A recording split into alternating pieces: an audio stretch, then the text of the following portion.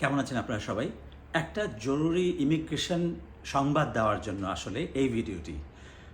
USA তার বিভিন্ন embassy এবং কনসুলার এর বিভিন্ন যত ওয়েবসাইট আছে সেখানে তারা একটা সংবাদ খুব গুরুত্বের সাথে প্রচার করছে। সেটা হলো, আমি যদি একটু পড়ে শোনাই। US consular officers are stopping foreign visitors from abusing the US immigration system through birth tourism. If a visa applicant is trying to use a tourist visa for the primary purpose of giving birth in the United States to get the child citizenship, the visa will be denied.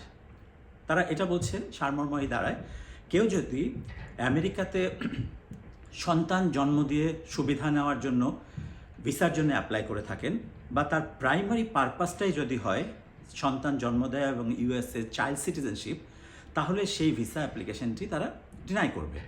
ফলে আপনারা যদি কেউ এরকম কোনো পরিকল্পনা করে থাকেন তাহলে সেটা পরিবর্তন করাই ভালো। তবে এখানে একটা পয়েন্ট খুব জরুরি, যে primary purpose of giving birth in the United states to get the child citizenship, মানে চাইল্ড সিটিজেনশিপ পাওয়াটাই হচ্ছে প্রাইমারি পারপাস।